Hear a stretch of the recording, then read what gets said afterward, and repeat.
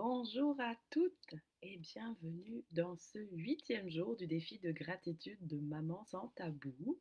J'espère que vous allez bien en ce dimanche enneigé. Alors autant hier on avait beaucoup de soleil, c'est très gris, très blanc aussi. C'est beau, c'est beau, c'est beau. Euh, alors c'est ça, donc pour ceux qui nous prennent en route, on a commencé hier à s'attaquer au plexus solaire, hein. Je rappelle que le défi suit les 7 chakras. Donc on a commencé avec le chakra racine, le chakra sacré, et là on est rendu au plexus solaire, qui est le siège de notre ego, de l'estime de soi.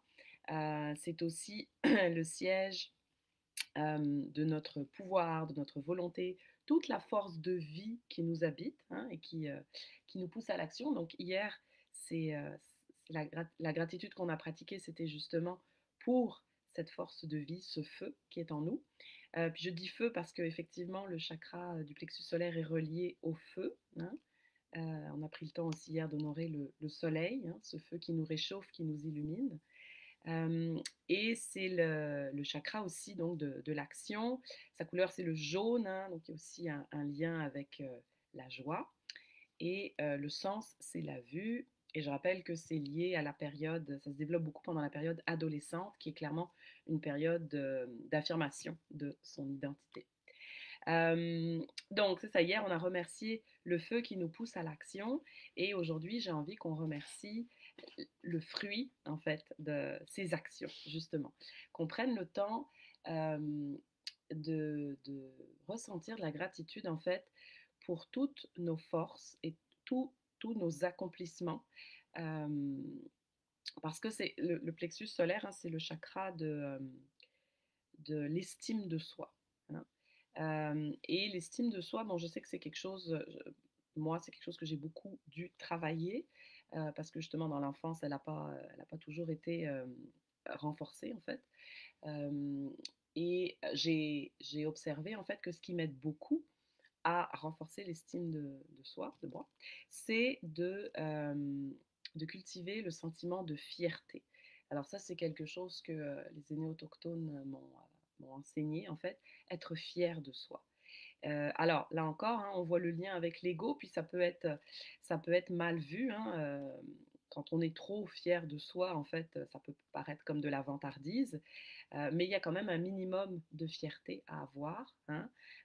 On est tous et toutes uniques, on a toute une contribution au monde, on a tous et toutes des forces, et c'est important de les cultiver parce que on est beaucoup, hein, dans la comparaison. L'ego, c'est ce qui nous distingue des autres, et donc on a souvent tendance, surtout nous les mamans, hein, à se comparer aux autres.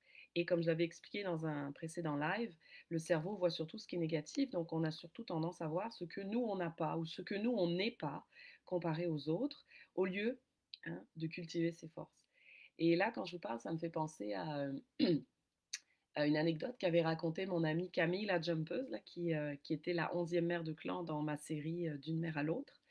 Euh, Elle prenait l'exemple d'un... Donc elle enseigne la corde à sauter, le bien-être, mais ça passe beaucoup par le corps, la santé physique notamment. Et elle prenait l'exemple d'un tennisman, alors un joueur de tennis, peut-être je me trompe, il me semble que c'était Nadal, mais il est possible que ma mémoire me fasse défaut. Et en fait, elle expliquait que il a commencé en fait à devenir un champion à partir du moment où son entraîneur, au lieu d'essayer de corriger ses défauts par rapport aux autres joueurs de tennis, il a exploité ses forces, hein. Et ça, c'est quelque chose qu'on ne fait pas forcément quand on vit dans une société où on essaye un petit peu de modeler tout le monde. Euh, on va nous encourager peut-être à essayer d'être bon partout ou être comme les autres parce que ça, on estime socialement que c'est une force, mais on ne pense pas forcément, en fait, à cultiver les forces propres à chacun, d'accord? Même chose, hein, dans le développement de nos enfants, on va souvent comparer, ah ben lui, il a marché à tel âge, lui, il parle à tel âge, puis on va regarder c'est quoi la moyenne, puis se dire, ah ben le mien, il est en retard, oui, mais peut-être qu'il est en retard sur le développement de son langage, mais qu'il a marché avant d'autres, donc lui, c'est un enfant moteur, sa force, c'est la motricité. Donc plutôt que d'essayer de culpabiliser ou de vouloir, en fait, faire en sorte qu'il soit comme les autres, au niveau langagier, ben, c'est encourager sa motricité parce que peut-être que lui, c'est là-dedans qu'il va se distinguer, hein. On est tous différents, toutes différentes. Euh, donc voilà, donc cultiver ses forces. plutôt que d'essayer de corriger ses faiblesses, hein. C'est ce que je vous invite à faire aujourd'hui. Donc, pour commencer, je vais vous inviter à penser à quelque chose qui vous rend particulièrement fier, hein, à quelque chose que vous avez fait ou quelque chose que vous êtes, une qualité que vous avez. Ça peut être vos enfants, ça peut être une réalisation professionnelle. Je ne sais pas, vous pouvez être très fier de la façon dont vous avez aménagé votre maison, hein, peu importe. Il y a toute réalisation est bonne pour ça. Donc prenez un moment, pensez à quelque chose qui vous rend fier. Mhm.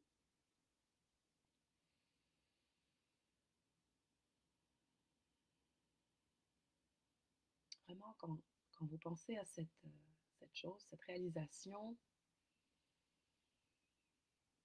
vous avez envie de vous donner une bonne tape sur l'épaule et de vous dire waouh, bravo, bravo, Anne, chapeau.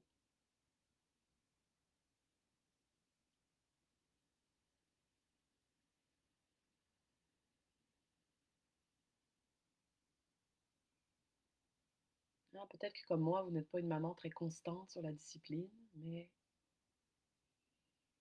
peut-être que vous avez tout d'un coup trouvé, je ne sais pas, une méthode qui marche bien à la maison avec la routine. Vous êtes fier de ça. Peut-être que vous êtes fier d'être capable de jouer, de vous amuser avec vos enfants, votre enfant.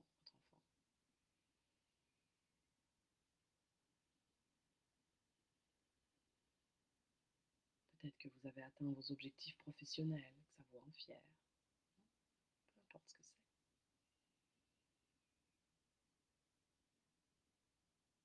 Et quand vous avez trouvé, prenez le temps de sentir dans le corps qu'est-ce que ça vous fait de penser à cette réalisation qui vous rend si fier.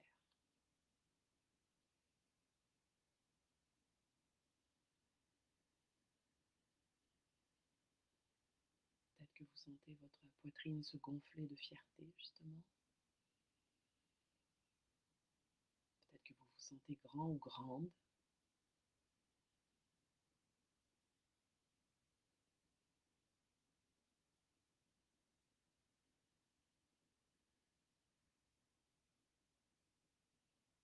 Peut-être que vous sentez justement votre feu qui s'anime, une joie qui vous habite.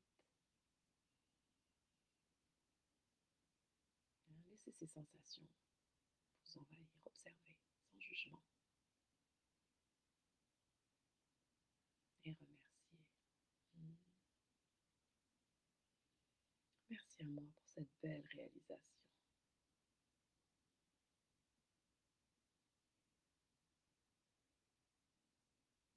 Voilà. C'était la première partie. Alors, j'ai dit merci à moi parce que ça, c'est très important pour moi, en lien avec le plexus solaire, en fait, de se remercier soi, hein. C'est pas de l'orgueil mal placé. Là encore, c'est cultiver ses forces, cultiver l'estime de soi. On a tendance à voir ce qu'on fait mal, moins à voir ce qu'on fait bien.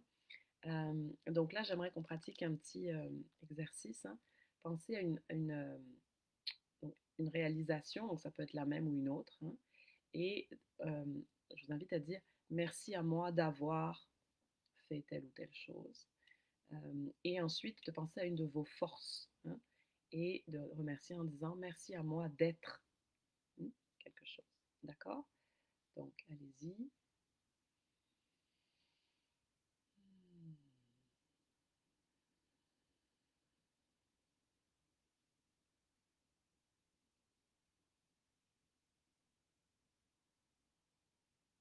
Merci à moi d'avoir osé me lancer en live dans ce groupe tous les jours, depuis 7 jours déjà. Ça me rend fière.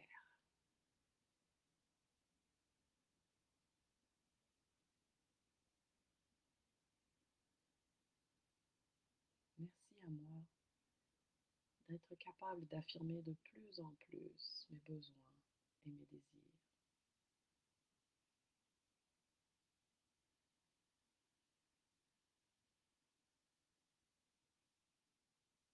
Merci à moi de prendre du temps pour moi chaque jour, pour m'honorer, me célébrer.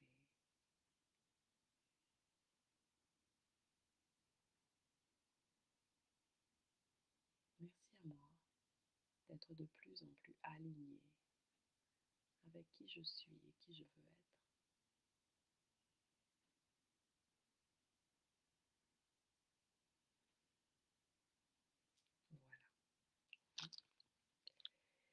Voilà. Donc s'honorer soi, c'est vraiment important. Euh, et pour terminer, j'aimerais qu'on aille un petit peu plus loin et que l'on pense à honorer en fait un moment d'affirmation ou de puissance de soi, hein. De la même manière que donc, le plexus solaire, c'est le siège l'estime de soi, la force de volonté, mais aussi le pouvoir, hein.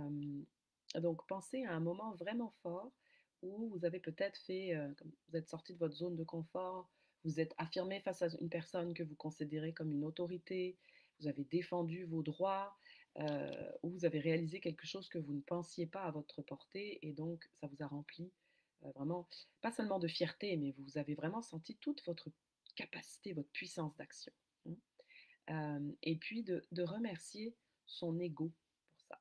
Parce que notre ego, moi je sais que quand j'ai commencé mon cheminement, hein, c'était quelque chose que je trouvais négatif, l'ego, mais comme dans tout, il y a du positif et du négatif, c'est c'est quelque chose aussi qui nous pousse à l'action parfois, hein, justement, parce qu'on veut s'affirmer, on veut être connu, on veut être aimé. Donc, il y a forcément quelque chose de positif quand même qui ressort de ça. Donc, voilà, prenez un petit moment pour penser à ça, hein, un moment où vous êtes senti dans toute votre puissance. Moi, ce qui monte tout de suite, c'est la fois où j'ai accouché, surtout mon deuxième accouchement, là.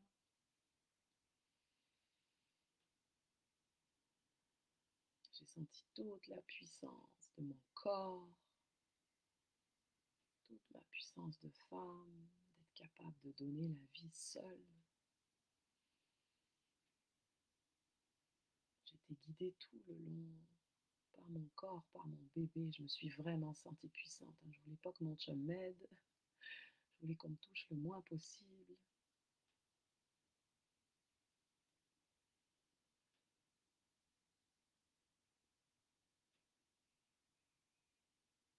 Et là encore, sentez dans votre corps quand on se sent puissante comme ça.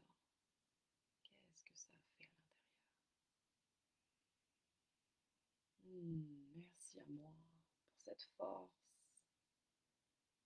Merci à moi d'avoir été capable d'accoucher seule. Merci à mon corps de m'avoir soutenue et guidée dans ce passage.